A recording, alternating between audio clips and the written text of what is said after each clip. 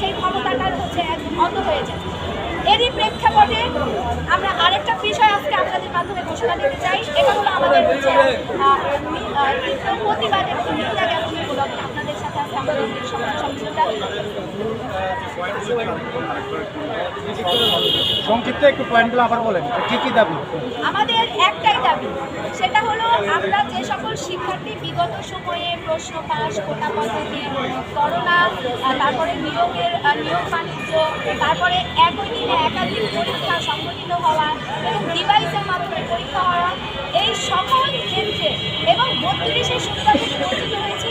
আবার বিগত সরকার প্রহসনের একটা ব্যাকডেট দিয়েছিল 39 মাসে, যেটাকে তারা প্রজ্ঞাপন দিয়েছে 2022-এর সেপ্টেম্বরে, আর সেটা ধরেছিল তারা 2020-এর মার্চ থেকে, অর্থাৎ 30 মাস শেষ করে দিয়ে তারা একটা 39 মাসের প্রহসনের একটা ব্যাকডেট দিয়েছিল। আমরা সেই ব্যাকডেটটা থেকেও বঞ্চিত হয়েছি।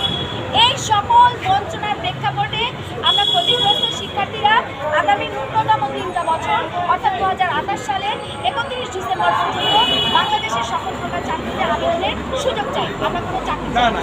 এরই প্রেক্ষাপটে আমাদের পুলিশে বর্বরতা হয়েছে গত 10 তারিখে।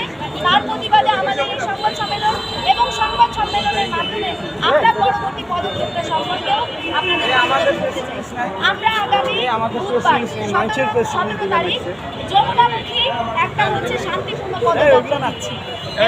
আপনাদের মাধ্যমে এটা আমাদের কর্তৃপক্ষ, নীতি নির্ধারক, উপদেষ্টা পরিষদ, প্রশাসনকেও আমরা জানাই দিতে চাচ্ছি। আমরা ওপেনলি আপনাদেরকে বলছি, আমরা আমাদের অবস্থান কর্মসূচি চলবে, আমাদের দাবি বাস্তবায়ন না হওয়া পর্যন্ত চলবে।